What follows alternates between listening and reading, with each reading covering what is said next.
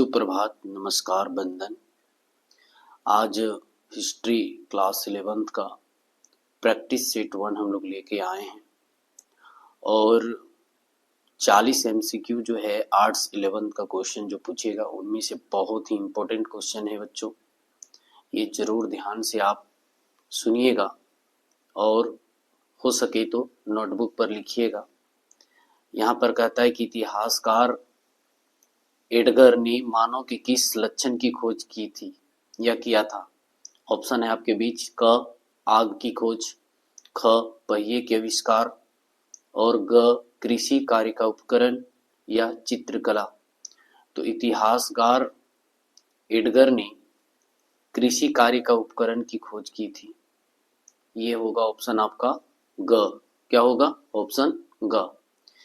और एडगर क्विनेट एक फ्रांसीसी इतिहासकार था। कहाँ का रहने वाला था एडगर? तो ये जो है फ्रांस का रहने वाला था, ठीक है। और ये कवि भी थे, क्रांतिकारी थे। तो चलिए बच्चों हम लोग नेक्स्ट क्वेश्चन की ओर चलते हैं। और दूसरा क्वेश्चन कहता है कि मेसोपोटामिया में सुमेरिया की सभ्यता के पश्चात पनपने वाली सभ्यता। सबसे पहले तो ये आप जान लीजिए कि मेसोपोटामिया की जो सभ्यता है वो दजला फरात के बीच दोआब का क्षेत्र में है, जो काफी उपजाऊ मिट्टी होती है, खेती के लिए बहुत ही उपयुक्त होता है। साथ ही ये बता दें कि सुमेरिया या मेसोपोटामिया की सभ्यता में 4 सभ्यता का विकास हुआ है, लेकिन यहाँ कहा जा रहा है सुमेरिया सभ्यता की बात।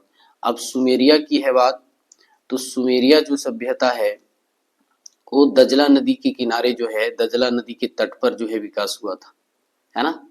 और यहाँ सुमेरिया के बाद बेबुलोनिया होगा, बेबीलोनिया, जो कि ये इराक पर पड़ता है। कहाँ पर पड़ता है? इराक। वर्तमान में इराक देश है ना, वहां पर है। और इराक का जो राजधानी है वो बेबीलोनिया है। तो यहाँ पर जो है इराक में कहिए या मेसोपोटामिया में 4 सभ्यता का विकास हुआ है, जिनमें सुमेरिया, बेबीलोनिया, है ना, और असीरिया और कैलेड्रिया, ये 4 सभ्यता का जो है विकास हुआ है। आपसे ये अगला क्वेश्चन हो सकता है मिल जाए कि मेसोपोटामिया के अंदर कितनी सभ्यता का विकास हुआ है। वो तो 4 सभ्यता का विकास हुआ था। चलिए बच्चों, और सुमेरिया जो है दजला फरात के मुहाने पर है, जहां पर दोनों नदियां मिलकर के जो है मिलती हैं, वहां पर जो है सुमेरिया सभ्यता का जो है विकास हुआ था। और ये जानिए कि दजला फरात नदियां दोनों सामूहिक रूप से फारस की खाड़ी में गिरता है, जिसको पर्शियन गल्फ के नाम से भी जाना जाता है। चलिए बच्चों हम लोग तीसरा क्वेश्चन में आते हैं। बोल रहा है कि डैगन कौन था? डैगन कौन था? समुद्री जानवर था, ख महान शासक, स्टेपी क्षेत्र का देवता या प्राचीनतम औजार था। क्या था? तो यहाँ पर जो है आपका आंसर हो जाएगा स्टेपी क्षेत्र का देवता था। डैगन कौन था? स्टेपी क्षेत्र का देवता। साथ ही मैं बता दूं कि डैगन जो है सीरियाई देवताओं में से एक प्रमुख देवता थे। वे वनस्पति और उर्वरा या उर्वरता के देवता माने जाते थे। तो किसान वर्ग के लोग विशेष रूप से डैगन को सीरिया में पूजते थे, ठीक है ना। चलिए चौथा क्वेश्चन में आते हैं। बोल रहा है कि किलाकार लिपि का विकास हुआ कब हुआ? 5000 BC पहले, ख 3200 BC पहले, ग 2600 BC या घ 2400 BC। तो आपका आंसर होगा 2600 BC जो है किलाकार लिपि जो है ये मेसोपोटामिया की सभ्यता में या सुमेरिया की सभ्यता में ये लिपि का विकास हुआ था। अच्छा बच्चों, लिपि क्या होता है? तो ये लिखने के लिए अक्षर जो होते हैं, है ना, जो लिख कर के अपने विचारों को व्यक्त किया जाता है, तो उस अक्षर को ही लिपि कहा जाता है। तो मेसोपोटामिया में किलाकार या किलाकार को एक और नाम से जाना जाता था, किला अक्षर, है ना। और वहां सुमेरियन लोग ने किलाकार लिपि को जो है विकास किया था। इस लिपि में किसी एक अक्षर या व्यंजन का नहीं लिखा जाता था, बल्कि अक्षरों के समूह को ध्वनि का प्रतीक बनाया जाता था। और इस लिपि को गीली मिट्टी के ईंटों या पट्टिकाओं पर जो है कठोर कलम या छेनी से लिखा जाता था। कीलाकार लिपि को क्यूनिफॉर्म लिपि भी कहा जाता था। कीलाकार लिपि को क्यूनिफॉर्म लिपि भी कहा जाता था। इस दुनिया की सबसे पुरानी लिपियों में से एक है। कीलाकार लिपि के बाद फोनीसियाई लिपि ज्यादा प्रचलित हुआ, यानी कीलाकार जो है विलुप्त हो जाता है, उसके जगह पर एक नया लिपि का आविष्कार होता है जिसका नाम है फोनीसियाई। क्या नाम है? फोनीसियाई लिपि। ये ज्यादा प्रचलित है और किलाक्षर लिपि खत्म हो गई। तो किलाक्षर एक विरासत है मेसोपोटामिया के लिए, बेबीलोनिया के लिए, सुमेरिया के लिए, असीरिया के लिए। चलिए नेक्स्ट क्वेश्चन हम लोग चलते हैं। वेल्थ ऑफ नेशन नामक पुस्तक की रचना कौन थी? पहला ऑप्शन है आपका एडम स्मिथ, दूसरा है जेम्स वाट, और ग में है मैकेडेम, और घ है वॉलपोल। तो आपका आंसर सही हो जाएगा एडम स्मिथ। अच्छा, एडम स्मिथ के बारे में कुछ खास मैं बता दूं कि द वेल्थ ऑफ नेशन 1776 ईस्वी में उन्होंने लिखे थे। कब लिखे थे? 1776 में। ये स्कॉटिश, ग्रेट ब्रिटेन के उत्तरी साइड एक देश है जिसका नाम है स्कॉटलैंड, तो वहां के रहने वाले थे। हालांकि the wealth of nation book में उन्होंने क्या लिखा था? Economics is the science of wealth, अर्थात अर्थशास्त्र धन का विज्ञान है। और एडम स्मिथ को अर्थशास्त्र के जनक भी कहा जाता है। ये तो अपना किताब लिखे भी थे, लेकिन एडम स्मिथ को अर्थशास्त्र का जनक कहा जाता है, यानी फादर ऑफ इकोनॉमिक्स कहा जाता है। साथ ही मैं बता दूं कि वे पूंजीवादी अर्थव्यवस्था का भी जनक माने जाते हैं। और पूंजीवादी अर्थव्यवस्था जो होता है, वैसे अर्थव्यवस्था को कहा जाता है जहां सभी उत्पादन के साधनों का मालिक कौन होता है? व्यक्तिगत होते हैं, व्यक्ति होते हैं, या एक व्यक्ति का हाथ में होता है। चलिए नेक्स्ट क्वेश्चन में हम लोग आते हैं। 6 क्वेश्चन में कहता है कि औद्योगिक क्रांति के कारण मजदूरों का जीवन हो गया कैसा? पहला ऑप्शन है आनंददायक, ख में है पराक्रमी, और ग में है बड़ा कष्टदायक। तो यहाँ पर बड़ा कष्टदायक और चिंता मुक्त। अच्छा, मैं बता दूं कि औद्योगिक क्रांति जो है सबसे पहले ग्रेट ब्रिटेन में हुआ, ये याद रखना है 1850 के दशक में। कब हुआ था? 1850 के दशक में जो है ग्रेट ब्रिटेन में जो है औद्योगिक क्रांति हुई थी। लेकिन मैं बता दूं कि जो यहाँ मजदूर की बात है, मजदूर जो होते हैं उतना ट्रेंड नहीं है। तो जैसे जैसे मशीन का उपयोग होते चला गया, मजदूर जो है रोजगार से कटते चले गए, उनको रोजगार मिलना बंद हो गया। तो जब मजदूर को रोजगार मिलना बंद हो जाएगा तो उनका जीवन आनंददायक नहीं होगा, है ना? वे अपने आप को पराक्रमी नहीं कहलाएंगे और वो चिंता मुक्त नहीं बल्कि बड़ा कष्टदायक होगा जब किन्हीं को रोजगार से निकाला जाता है ना? अगर आपके पास ट्रेनिंग नहीं है, उसके जगह पर मशीन आ जाता है, तो उसको संरचनात्मक बेरोजगारी भी कहा जाता है। ये ध्यान में रखना है। और औद्योगिक करण के कारण या औद्योगिक क्रांति के कारण जो है देश में संरचनात्मक बेरोजगारी जो है बढ़ने लगती है, अर्थात प्रशिक्षित मजदूर की बहाली और आम मजदूर को जो है इससे बाहर कर दिया जाता है बच्चों। अच्छा, जान लेते हैं कि औद्योगिक क्रांति सबसे पहले ग्रेट ब्रिटेन में 1850 के दशक में हुआ था। ये तुम्हें बता ही दिया। नेक्स्ट 7 क्वेश्चन में आते हैं। घोड़ा मेसोपोटामिया की पहली पट्टिका पर कौन कौन से चिन्ह जो है बने हैं? पहला है बैलों, मछलियों और रोटियों, है ना? उसके बाद ख में है भाला, सुई और तलवार। ग में है जानवर, सफेद सीपी और काले डामार।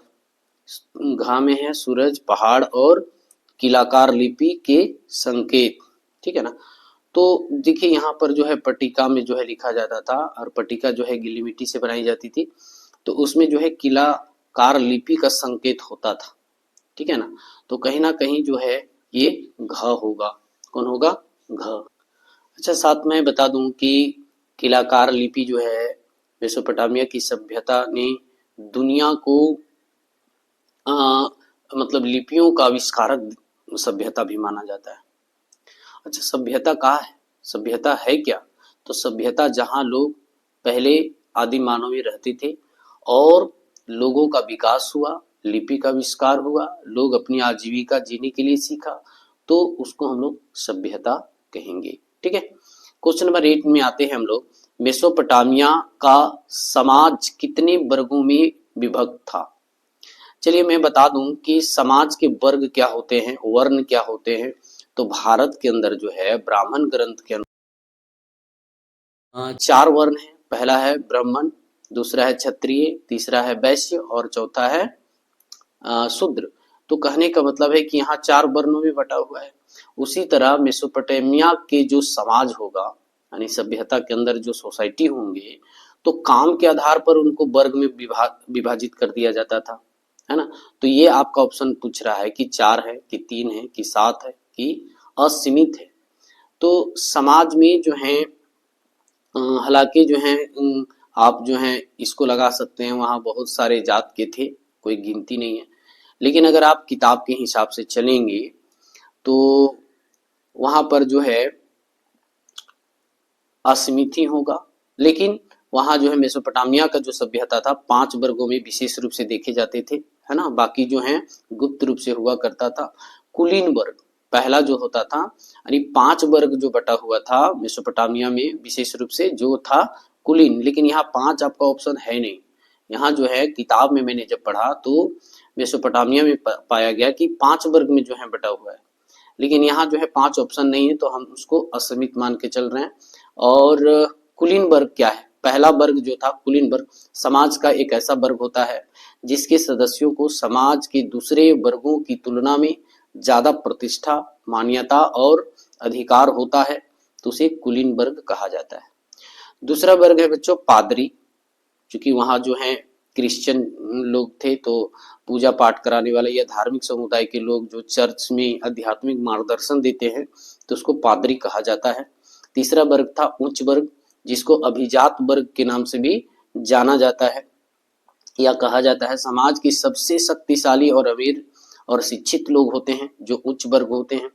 और आगे आ जाते हैं निम्न वर्ग। चौथा में निम्न वर्ग था जो गरीब वर्ग के लोग होते हैं, मजदूर, श्रमिक वर्ग भी इसमें आता है।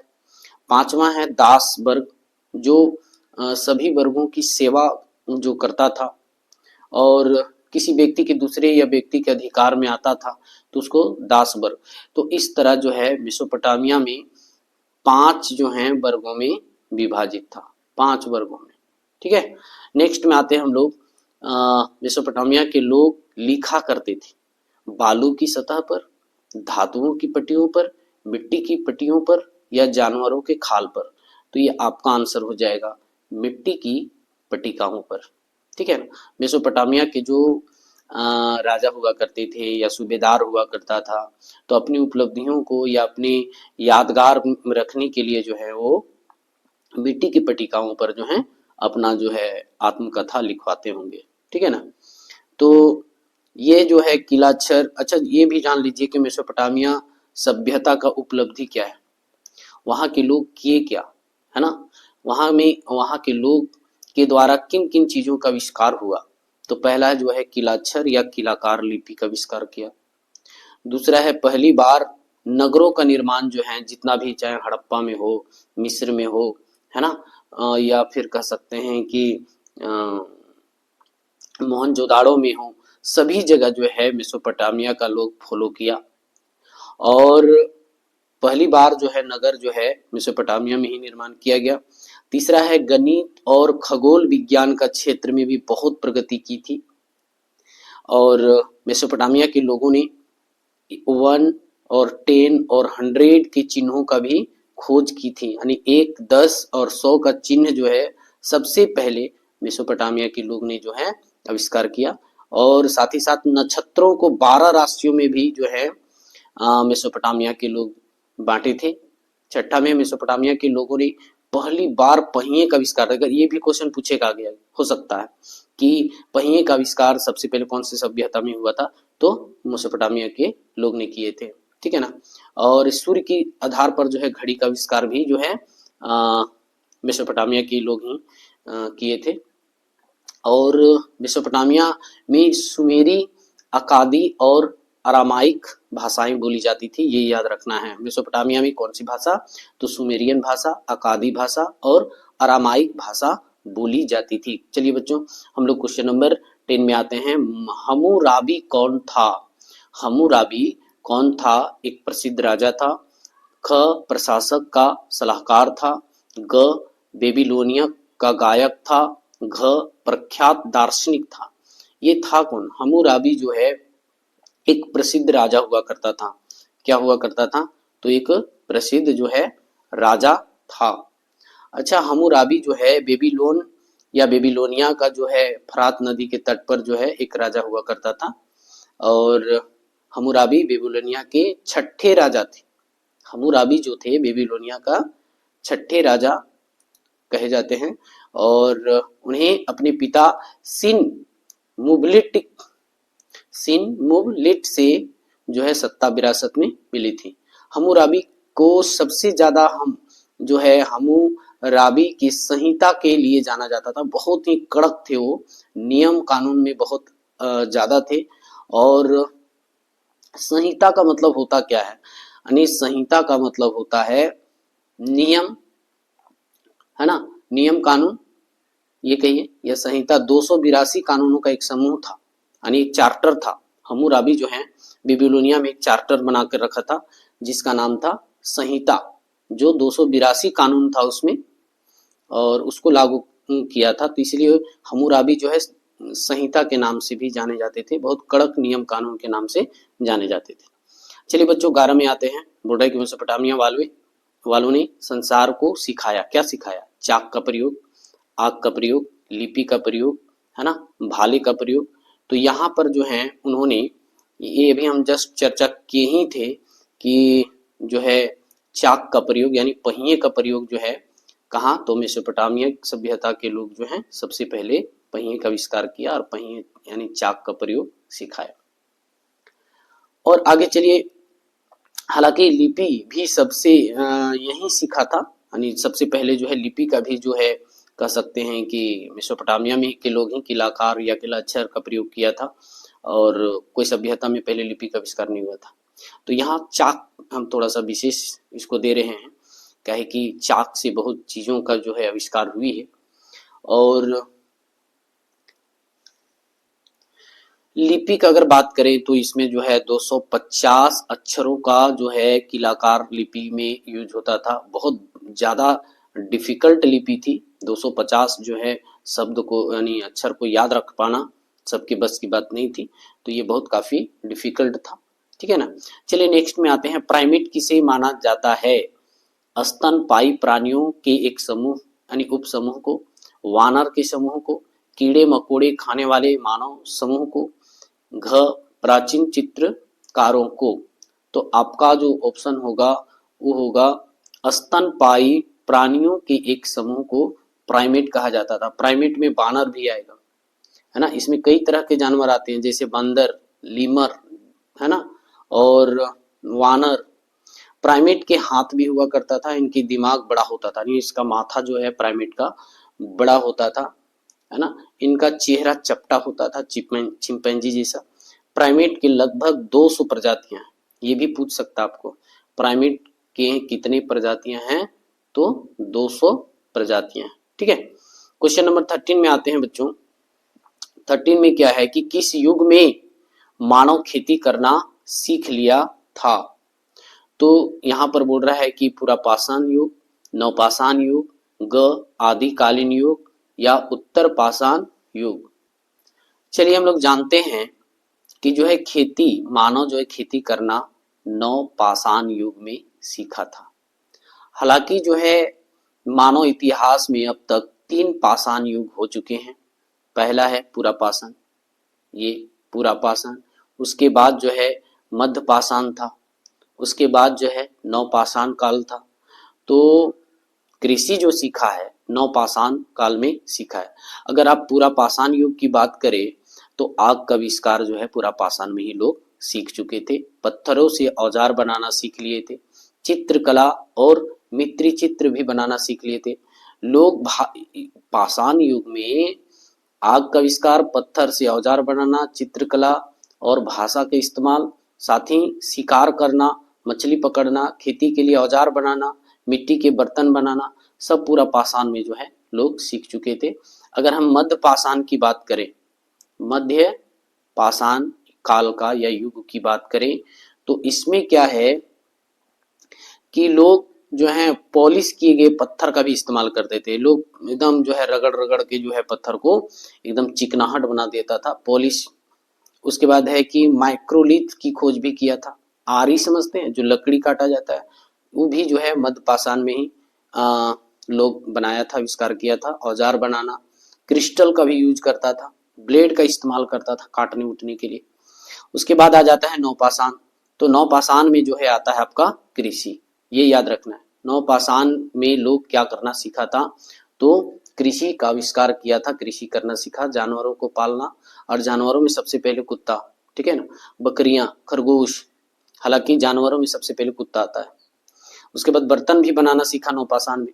औजार हथियार को और भी धारदार और कह सकते हैं कि तकनीकी से लोग बनाना सीख लिया था। चीनी की मिट्टी की भी जो है यूज करना जो है नवपाषाण में सीख लिया था। तो चलते हैं बच्चों नेक्स्ट 14 क्वेश्चन में। बोल रहा है कि गीगर काउंटर से किसकी आयु की माप की जाती है? तो ऑप्शन होगा गीगर जो है कार्बन 14 की जो है माप की जाती है, याद रखना है। हालांकि गीगर काउंटर को गीजर मूलर ट्यूब के नाम से भी जाना जाता है, जिसे रेडियोधर्मी उत्पादों की मात्रा और उनकी गणना की जाती है, ठीक है। नेक्स्ट में हम लोग चलेंगे। हालांकि ये भी जान लीजिए कि गीजर काउंटर को हंस गीजर और वाल्थर मूलर ने बनाया था। गीजर काउंटर जो है कार्बन 14 को जो मेजर करता है, वो कौन बनाया था? हंस गीजर, इसलिए अपने नाम से ही गीजर नाम। अच्छा, गीजर जो है देखे होंगे कि पानी को गर्म उर्म करने के लिए जो है नल वगैरह बनाया जाता है। तो चलिए हम लोग हंस गीजर के बारे में जान लेते हैं। हंस गीजर जो है गीजर काउंटर को निर्माण या आविष्कार किया था, और साथ में वाल्थर भी था, वाल्थर मूलर, ठीक है ना, हंस गीजर को सहयोगी। गीजर काउंटर में मीटर, रीड आउट, क्लिक प्रति मिनट के हिसाब से मापा जाता है। रीडर आउट, क्लिक प्रति मिनट के हिसाब से गीजर काउंटर को मापा जाता है। नेक्स्ट क्वेश्चन है 15 में आइए। यूरोप में किस वर्ष भीषण अकाल जो है पड़ गया था? तो आपका आंसर होगा 1315 से लेकर 1317। यहाँ पर गलती से 77 लिखा हुआ है, तो आपको अपने से सुधार लेना है। 1315 से लेकर 1317 के बीच जो है यूरोप में क्या हुआ था? अकाल। अकाल क्या होता है ये भी हम लोग जान लेते हैं। बड़े इसे महान अकाल भी कहा जाता था। यह अकाल 1315 की बसंत ऋतु में खराब मौसम के कारण जो है ये फसल को नष्ट कर दिया था, और लोग खाने के लिए तरस रहे थे, ठीक है ना। और इस अकाल के दौरान मवेशियों की बीमारी भी आ गई थी। भेड़ मवेशियों की संख्या लमसम 80% कम हो गया, मर गया था। इंग्लैंड में इस अकाल के कारण जो है कम से कम 10% आबादी जो है लमसम 5 लाख का ही 10% अगर बोलिएगा तो 5 लाख जो है लोग मारे गए थे, ये याद रखना। चलिए बच्चों हम लोग नेक्स्ट क्वेश्चन 16 में आते हैं। बोलता है 16 में रोमन साम्राज्य के पतन के बाद मुसलमानों ने क्या किया? जब रोमन साम्राज्य की बात है तो रोमन साम्राज्य 3 महाद्वीपों में फैला हुआ था। ये मान लीजिए भूमध्य सागर है, इधर यूरोप, इधर अफ्रीका और इधर एशिया। तो ये इसलिए जो है रोमन साम्राज्य को 3 महाद्वीपों में फैला हुआ साम्राज्य, पहला इधर यूरोप, ठीक है, इधर हो गया एशिया, और इधर जो है अफ्रीका था, और बीच में कौन सागर? भूमध्य सागर। मैं ये भी बता दूं कि भूमध्य सागर के इर्द गिर्द जो है टोटल 21 देश है ना। कितने देश? तो 21 देश। चलिए बाकी क्वेश्चन की बात करते हैं हम लोग। बड़े रोमन साम्राज्य के पतन के बाद मुसलमानों ने क्या किया? अब रोमन साम्राज्य जो है विशेष रूप से इटली की राजधानी रोम में मुख्य केंद्र था। रोमन साम्राज्य का अगर केंद्र पूछा जाए तो रोम में था। कहाँ है वो? इटली की राजधानी है। और जब रोमन साम्राज्य पतन हो गया तो लोग जो है नया सिक्का चलाया, कृषि भूमि को छोटे सामंतों को दे दिया, घ सामंती प्रथा को समाप्त कर दिया, तो लोग लूट मार शुरू कर दिया था, ये याद रखना है। कि जब रोमन साम्राज्य का पतन होता है तो मुसलमानों ने क्या कर दिया था, लूटमार शुरू कर दिया था, ये याद रखना है। अच्छा, रोमन साम्राज्य का संस्थापक की बात करते हैं तो अगस्टस सीजर को माना जाता है। किसको माना जाता है? अगस्टस सीजर को। रोमन साम्राज्य की स्थापना से पहले रोमन गणराज्य था। रोमन गणराज्य की स्थापना 509 यानी कह सकते हैं बीसी में हुआ था। कितना? 509 बीसी के आसपास जो है इसकी स्थापना जो है कौन किया था? तो अगस्टस ने किया था। अब आगे आ जाते हैं। रोमन साम्राज्य का पतन जो है 1453 में हुआ, ये भी याद रखना है। रोमन साम्राज्य का पतन जो है कब हुआ? 1453 में। ये भी पूछ देता है क्वेश्चन, स्थापना से रिलेटेड और पतन से रिलेटेड। अब ये भी क्वेश्चन पूछा कि पतन के बाद क्या लोग मुसलमान लोग किया था? तो लूट मार किया था। तो पतन कब हुआ ये भी तो जानना है ना। 1453 ईस्वी में क्या हुआ था? रोमन साम्राज्य का पतन हुआ था। रोमन साम्राज्य 3 महाद्वीपों में फैला हुआ था, जैसा कि मैंने बताया। चलिए ठीक है, आगे क्वेश्चन नंबर 17 में आते हैं हम लोग। बोला कि ईसाई भिक्षु लोग जहां मिलकर निवास करते थे उसे क्या कहा जाता है? तो बच्चों जब वो लोग मिलता है ना तो उसको मठ कहा जाता है। जब भी भिक्षु लोग कहीं पर ठहरते हैं, निवास करते हैं तो उसे क्या कहा जाता है? मठ कहा जाता है। ये भी याद रखना है। मठ एक ऐसी संस्था होती है जिसमें ध्यान और प्रार्थना और अहमियत दी जाती है, यानी लोग आपस में मिलकर के प्रार्थनाएं और ध्यान केंद्रित करने का काम करता है। मठवाद में तपस्वी जीवन का अपनाया जाता है। वहां लोग जो है सन्यासी और तपस्वी लोग ही निवास करते हैं। और ईसाई धर्म में अगर हम लोग बात करें तो बपतिस्मा ईसाई समुदाय में प्रवेश के लिए दीक्षा का संस्कार होता है, लोग दीक्षा लेता है ना। उसके बाद नेक्स्ट में आते हैं, फ्रैंकिंस किससे प्राप्त किया जाता है? तो आपका बीच ऑप्शन है बोसावेलिया के पेड़ से, प्रिंस वेट की सहायता से, या सुगंधित से, या दिनारियस के सहयोग से। तो ये एक पेड़ होता है बोसावेलिया का छाल जो होता है, पेड़ का छाल जो होता है उससे फ्रैंकिंस जो है निकाला जाता है। ये याद आपको रखना है, ठीक है। साथ ही बच्चों ये जानना है कि यह जो बोसावेलिया जो है कि बहुत सारे प्रकार के जो है पेड़ हैं, तो उनके छाल से जो है ये एक राल निकाला जाता है। और ये पेड़ उत्तर पूर्वी अफ्रीका में और अरब के मूल निवासी छोटे छोटे पेड़ होते हैं। कहाँ कहाँ पाया जाता है? अफ्रीका और अरब में, ठीक है ना। ये जो पेड़ पाया जाता है बोसावेलिया, वो कहाँ पाया जाता है? तो अफ्रीका और अरब में पाया जाता है। छोटा छोटा पेड़ होता है, उनके छाल से जो है फ्रैक्टिंग्स जो होता है निकाला जाता है। अच्छा, यह एक सुगंधित राल है। ये जो लिक्विड है कैसा है? तो सुगंधित है। और इसका इस्तेमाल जो है इत्र और धूमन जिसको बोलता है ना, उसका जो बनाने या सौंदर्य प्रसाधन कह सकते हैं उसको बनाने में किया जाता है। और मिस्र, ग्रीक और अरब के लोग जो हैं इसे अपने घरों को सुगंधित करने के लिए जो है यूज करता है, इस्तेमाल करता है। नेक्स्ट क्वेश्चन, मैपालिया किसे कहा जाता है? ईरान के आक्रमण या आक्रामक वंश को, तेल से भरे मटके को, या ओवन आकार की झोपड़ी को, या अनेक धर्मों की समान उपासना पद्धति को।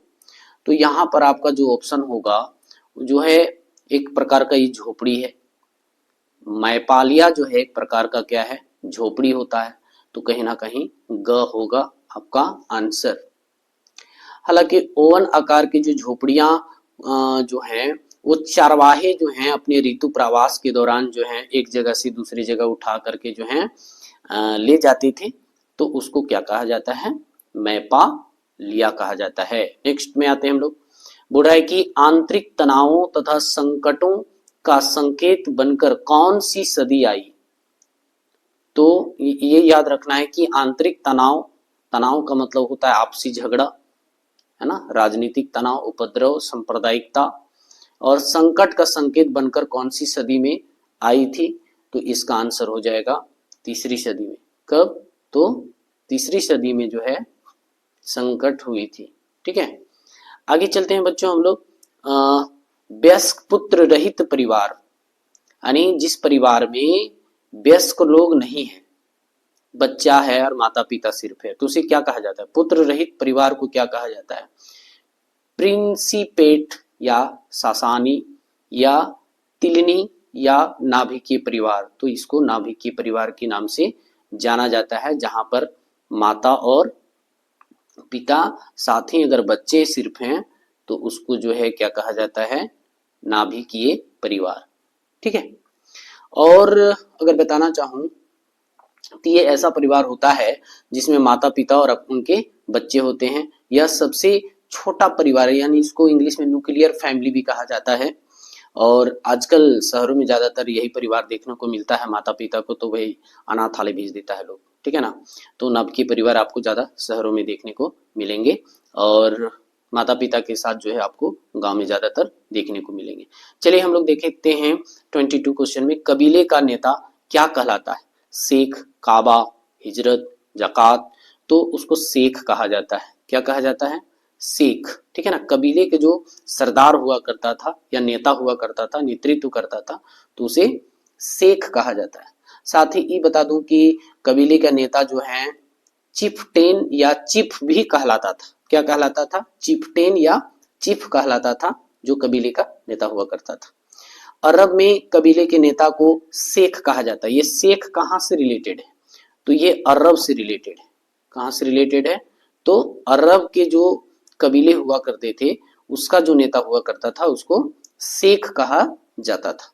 हालांकि और जगह भी कबीले थे तो वहां चिफटेन या चीफ जो है कहा जाता था। ये याद रखना है। कबीला किसी जाति या परिवार, गोत्र या वंश के लोगों का एक समूह हुआ करता था। चलिए 23 में आते हैं। बोलता है कि मुस्लिम समाज का नेता क्या कहलाता है? यह कहलाता है खलीफा या मकामत या उल्मा या इमाम। तो चलिए आपको आंसर बताता। तो चलिए आपका सही आंसर हो जाएगा इमाम। क्या? इमाम को जो है क्या कहा जाता था? मुस्लिम समाज का नेता कहा जाता है। अच्छा, इमाम है क्या? ये भी तो जानना है ना। मुस्लिम वर्ग का ही है नेता, तो इमाम होता क्या है? तो ये जो है समुदाय को पूजा या कहिए कि नमाज पढ़ने का नेतृत्व करता था और इस्लाम की शिक्षाओं पर जो है मार्गदर्शन देने वाला होता है। एक प्रकार का शिक्षक होता है या गुरु कहते हैं इस्लाम धर्म को, इस्लाम धर्म में इमाम को, ठीक है ना। अच्छा, जो इमाम एक अरबी शब्द है जिसका अर्थ होता है नेता या मार्गदर्शक। ये याद रखना। चलिए हम लोग खलीफा के बारे में भी जान लेते हैं कि खलीफा क्या होता है। तो खलीफा अरबी में खलीफा शब्द का मतलब है प्रतिनिधि या उत्तराधिकारी। जो आप देखे होंगे कि जो मोहम्मद पैगंबर मरने के बाद जो है ये क्या हुआ था, जिसे 632 ईस्वी में जो उनका मृत्यु होने के बाद जो है मुस्लिम जगत की राजनीति का बागडोर जो है संभालने वाले को खलीफा या रसूल अल्लाह कहा जाता था।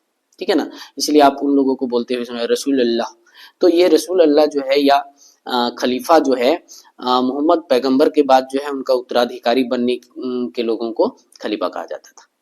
नेक्स्ट हम लोग उल्मा भी जान लेते हैं। उल्मा क्या है? बहुत शब्द ये आता है उल्मा, ठीक है ना। जो इस्लाम धर्म के ज्ञाता होते हैं, जो बुद्धिमान होते हैं इस्लाम धर्म के, तो उनको उल्मा का उपाधि दी जाती है ना। उल्मा कहा जाता है।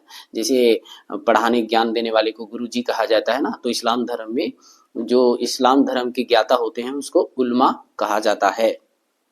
इस पार्टी में या संरक्षक होने के नाते वे धार्मिक, कानूनी और कह सकते हैं कि अध्यापन संबंधी जिम्मेदारी भी निभाते हैं। इस्लाम धर्म को आगे बढ़ाने की जिम्मेदारी जो होता है उल्मा में होता है।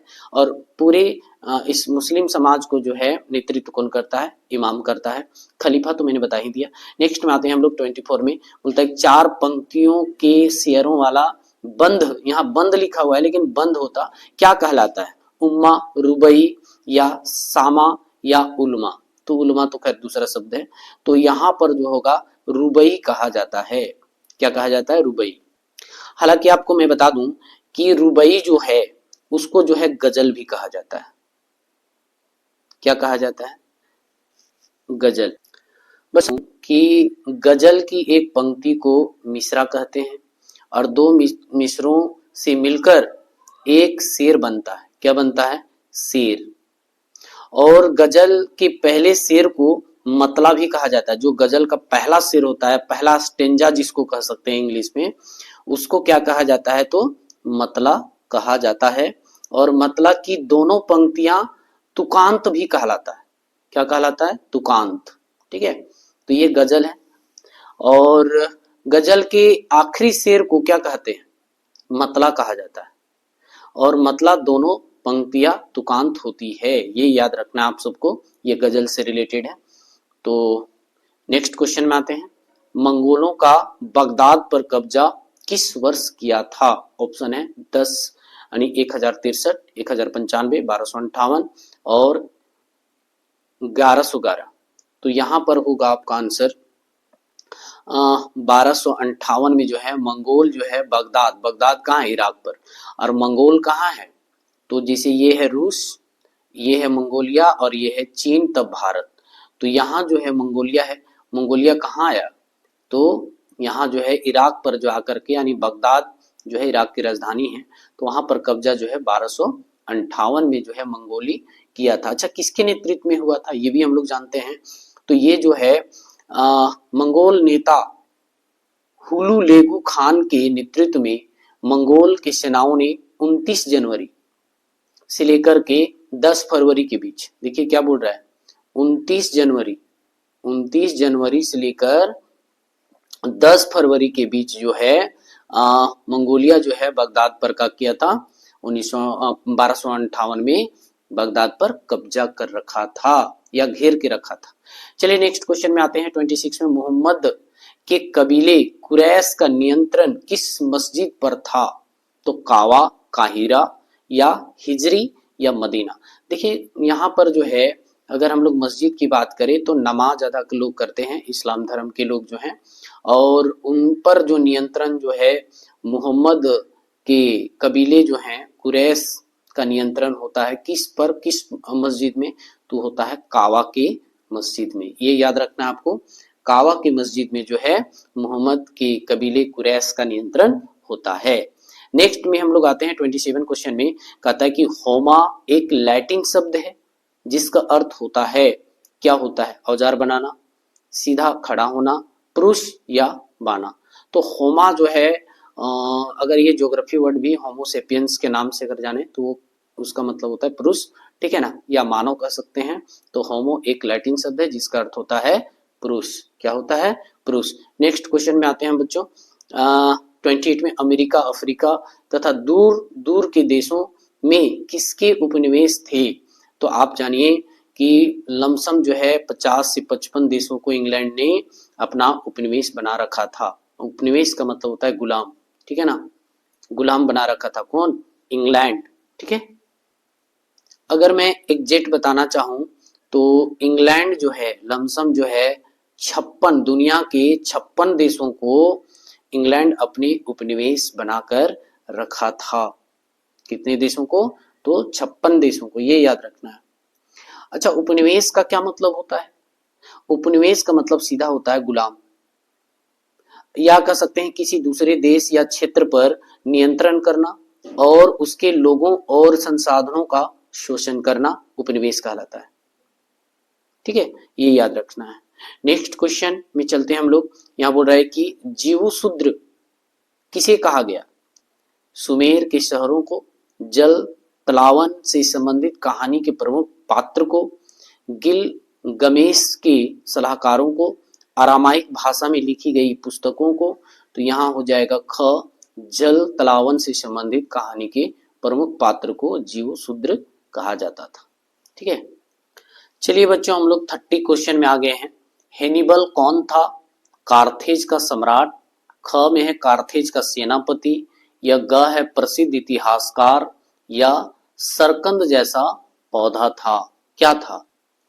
तो ये जो है कार्थेज का जो है सेनापति था। हैनिबल जो है क्या रहता है? कार्थेज का सेनापति। अच्छा, कार्थेज के बारे में मैं कुछ बता दूं तो ये जो है उत्तर अफ्रीका का जो है प्राचीन एक शहर था जो ट्यूनिसिया में है।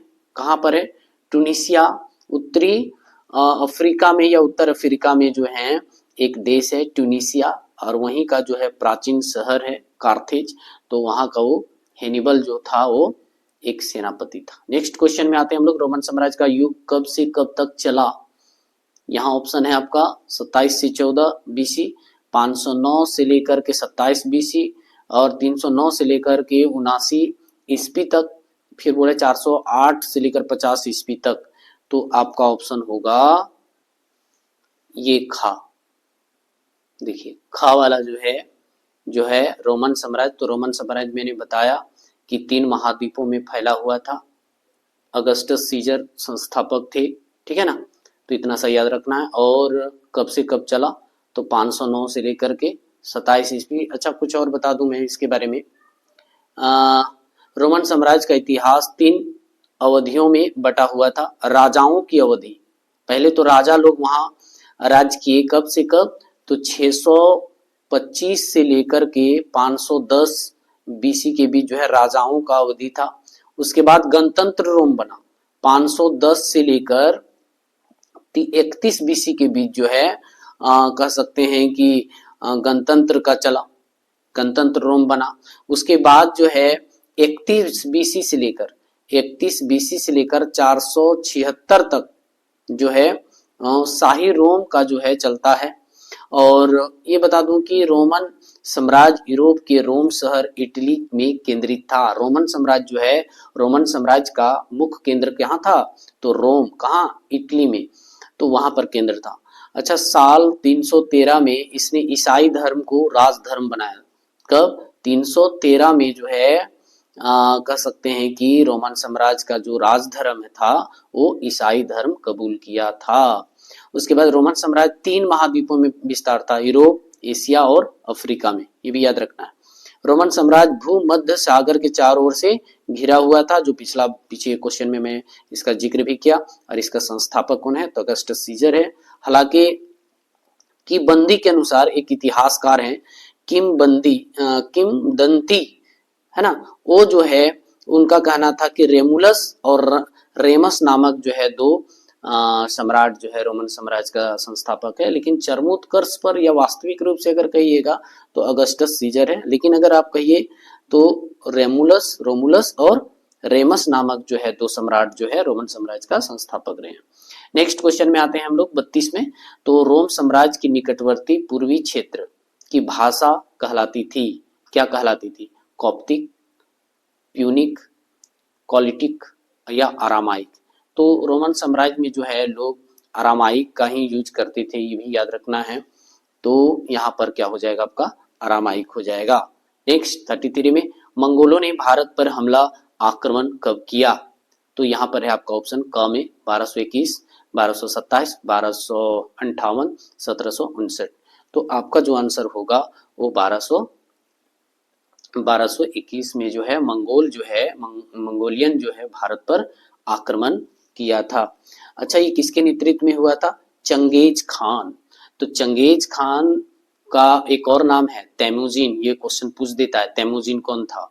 तो चंगेज खान कहां से बिलोंग करता था, तो मंगोल से। भारत पर आक्रमण कब किया, 1221 ईस्वी में।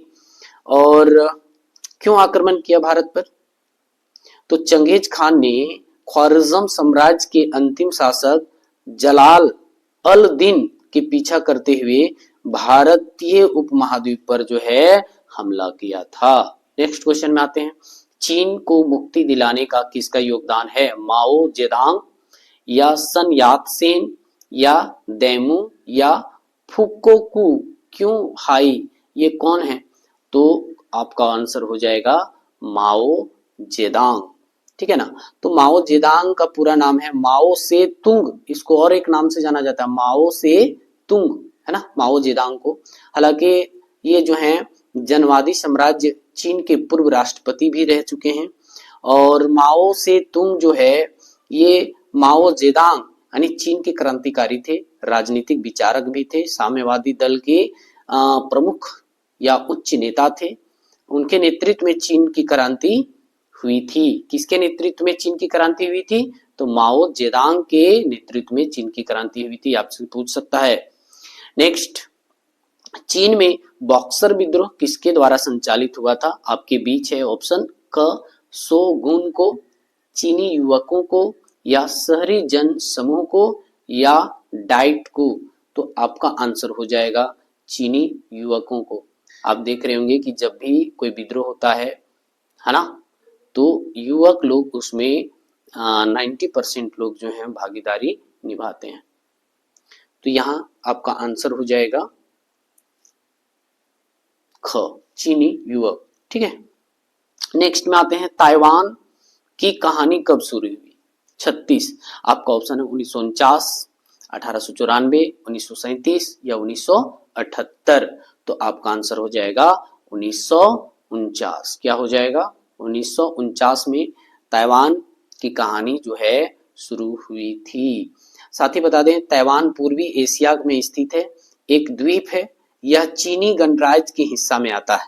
ताइवान जो है चीनी गणराज्य के हिस्सा है और इनकी कहानी 1949 से शुरू होती है, क्योंकि चीन भी आजाद हुआ रहता है 1948 में, आपको याद रखना है। तो इसका भी कहानी जो है 1949 से शुरू होती है। हालांकि ताइवान के रिपब्लिक ऑफ चाइना के नाम से भी जाना जाता है। ताइवान को रिपब्लिक ऑफ चाइना के नाम से भी जाना जाता है। ताइवान मुख्य भूमि चीन से करीबन जो है 200 किलोमीटर दूर है। ये ताइवान, ये द्वीप है, ठीक है ना। चलिए नेक्स्ट क्वेश्चन में आते हैं हम लोग। टोक्यो से याकोहामा तक रेलवे लाइन बिछाई गई। देखिए कब बिछाएगा? 1872, क आपका है 1873, उसके बाद ग है 1871 या फिर 1892। तो आपका आंसर हो जाएगा 1873 में जो है, या कहिए कि 12 सितंबर 1872 से शुरू हुआ था। कब से शुरू हुई थी बनना? तो 12 सितंबर 1872 से जो है रेलवे लाइन बिछाई जा रही थी, लेकिन कंप्लीटली 1873। तो यहाँ पर बिछाई गई यानी पास्ट बोल रहा है, तो यहाँ पर 1873 होगा। ठीक है, हालांकि जापान में बुलेट ट्रेन को क्या कहा जाता है?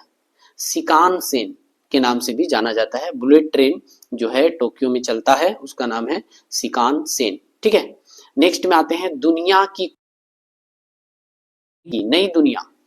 नई दुनिया किसको कहा जाता है? अमेरिका को कहा जाता है। ठीक है, नई दुनिया की खोज वास्को डी गामा ने किया, या मेरीना ने किया, कोलंबस ने किया और कॉर्टेक्स ने किया। तो यहाँ पर तो आपको ये तो बच्चा को याद है, कोलंबस ने किया था। चलो कि कोलंबस का जो पूरा नाम रहता है वो क्या है? कोलंबस का जो पूरा नाम होता है वो क्रिस्टोफर कोलंबस कहा जाता है। उन्होंने अमेरिका की खोज जो है 12 अक्टूबर 1492 को किया था। कब? 12 अक्टूबर 1492 में। कब? 1492 में जो है क्रिस्टोफर कोलंबस जो है नई दुनिया अर्थात अमेरिका की खोज किया था। अमेरिका में देखिए कोलंबस के नाम पर भी जो है वहां एक कोलंबस दिवस मनाया जाता है 10 अक्टूबर को, यानी क्रिस्टोफर कोलंबस के नाम से जो है 10 अक्टूबर को अमेरिका में कोलंबस दिवस मनाया जाता है। ये याद रखना है, कोलंबस दिवस क्यों मनाया जाता है? तो कोलंबस जो है अमेरिका की खोज की थी और इसीलिए उनके नाम पर जो है 10 अक्टूबर को कोलंबस दिवस के रूप में मनाया जाता है। ये याद रखना है। ठीक है, नेक्स्ट और कुछ क्या बताएं? कोलंबस ने जिन स्वदेशी लोगों से मुलाकात की उन्हें एक और नाम दिया था, इंडो-ओस। ये भी याद रखना है। इंडो-ओस जो है, कोलंबस वहां के स्थानीय लोगों से मिला तो उनका नाम रख दिया इंडो-ओस। हालांकि उन्होंने भारत की खोज के लिए निकला हुआ था, लेकिन चला गया कहाँ? नई दुनिया, अमेरिका। नेक्स्ट क्वेश्चन 39 में, इंका लोगों के साम्राज्य में सम्राट को किसका वंशज माना जाता था? इंका लोग किसका? सूर्य वंशज कबीले का, सुडानी सभ्यता का, एज़टेक सभ्यता का। तो यहाँ पर आपका हो जाएगा सूर्य का वंशज। इंका को सूर्य का वंशज माना जाता है। अच्छा, इंका साम्राज्य जो है आधुनिक दक्षिण अमेरिका के पेरू और चिली में फैला हुआ है। इंका लोग कहाँ है? तो दक्षिण अमेरिका की, यानी जिसको लैटिन अमेरिका के नाम से जाना जाता है, वहां एक देश है पेरू और चिली, है ना, वहां पर जो है इंका साम्राज्य का विस्तार हुआ था, जो कौन वंशज से था? सूर्य वंशज। ठीक है, अगर आपको दक्षिण अमेरिका जानना है तो ये जो है उत्तरी अमेरिका है, ये दक्षिणी अमेरिका है, ये अफ्रीका है, यूरोप है, एशिया है। तो ये जो है आपका दक्षिण अमेरिका है और यहाँ पर जो है एक चिली है। ठीक है, चिली और पेरू। तो यहाँ पर जो है इनका जो है लोग जो है अपना सम्राट का बसाया था या साम्राज्य चला रहा था वो किस वंशज से था, तो सूर्य वंशज से था। ठीक है। हैमक क्या है, 40वां क्वेश्चन में है हैमक क्या है। क झूलती हुई सैया, या रोग निवारक, ग समुद्री जीव, घ असुरात्रि। ठीक है, तो आपका जो आंसर होगा वो झूलती हुई सैया होगा। ठीक है, ये होता क्या है तो आप किताब में जरूर पढ़ें।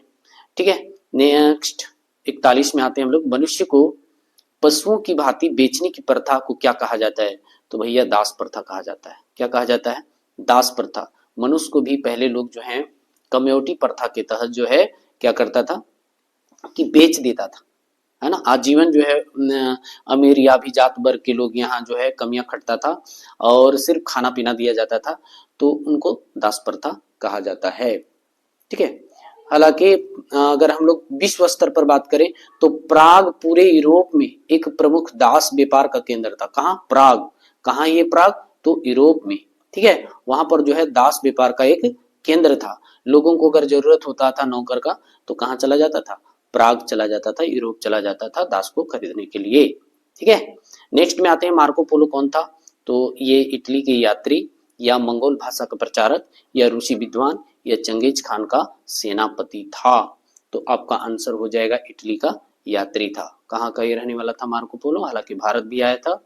तो इटली का जो है यात्री था। सिर्फ यात्री नहीं, ये लेखक भी थे। क्या थे ये जो है उनका एक किताब भी है द मिलियन।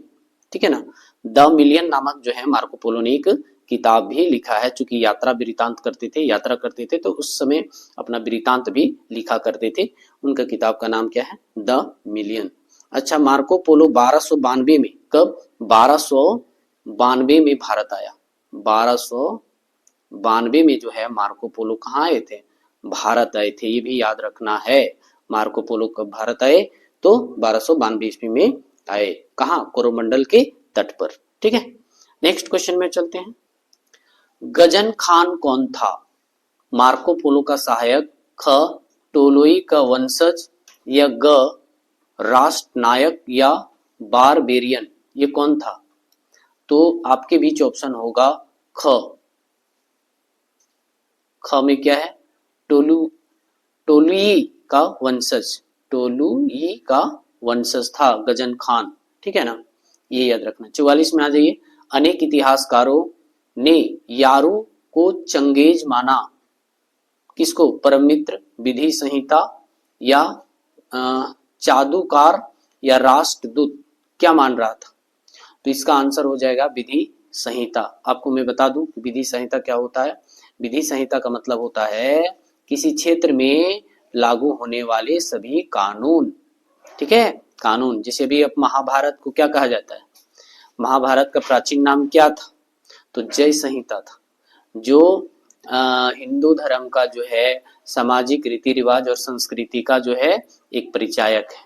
तो यहाँ विधि संहिता क्या है, तो ये बोलता है कि किसी क्षेत्र में लागू होने वाले सभी कानून होता है। ठीक है, नेक्स्ट में आते हैं हम लोग 45 में। मेसोपोटामिया कैसा देश है, लेखन कला में कमजोर था। भैया ये तो आप जान रहे हैं ना कि मेसोपोटामिया जो है किला अक्षर से लेकर किलाकार, है ना, पहिए का आविष्कार बहुत किया था, तो उसमें है नहीं। फिर क्या है कि भवन निर्माण कला से अनभिज्ञ था, नहीं। सबसे पहले नगर का जो है निर्माण कहाँ हुआ था, मेसोपोटामिया, भी वो नहीं होगा। गा उपजाऊ देश, या फिर कानून और कला से अपरिचित, नहीं। कानून और कला तो वहीं से शुरुआती हुई, ये उपजाऊ देश था। चूंकि ये दजला और फरात नदी के बीच में रहता है, यहाँ पर बेबीलोनिया, असरिया, है ना, ये जो है सुमेरिया, तो ये कहाँ पर है, ये दोआब क्षेत्र में। और दोआब क्षेत्र में क्या होता है, जलोढ़ मिट्टी पाई जाती, काफी उपजाऊ देश होता है। ठीक है ना, और जहां पर उपजाऊ भूमि होती है वहां पर सघन जनसंख्या पाया जाता है ज्योग्राफी के हिसाब से, तो यहाँ पर क्या होगा, उपजाऊ देश होगा। ठीक है, ये याद रखना है। आगे हम लोग चलते हैं 46 में। कैरिबियन द्वीप के अराबाकी लुकागो लोग कैसे लोग थे, एज़टेक लोग थे, तुपिनाबा लोग थे, या जीववादी लोग थे, या आक्रमणकारी लोग थे। तो यहां पर आपका हो जाएगा जीववादी लोग थे। ये कैसा थे, तो जीवादु, यानी आपका ऑप्शन हो जाएगा ग। ठीक है। हालांकि कैरिबियाई द्वीप जो है अटलांटिक महासागर के कैरिबियन सागर में बसे हैं। कहाँ पर ये है? अटलांटिक महासागर में। ये भी याद रखना है कैरिबियन द्वीप कहाँ है। तो कैरिबियन द्वीप जो है अटलांटिक महासागर में। ठीक है। 47 क्वेश्चन में आइए। नेनर कहा जाता है किसको? अपराधी को, समुद्री डाकू को, कृषि योग्य भूमि को, या यहूदियों को, धर्म ग्रंथ। फिर इसका आंसर तो हमारे विचार से होना चाहिए, जैसा कि मैंने किताब में पढ़ा है, कृषि योग्य भूमि है। नेनर किसको कहा जाता है? तो कृषि योग्य भूमि को कहा जाता है। अच्छा, कृषि योग्य भूमि क्या है? बच्चा वाला क्वेश्चन। जिस जमीन पर खेती की जा सकती है उसे कृषि योग्य भूमि कहते हैं। ठीक है।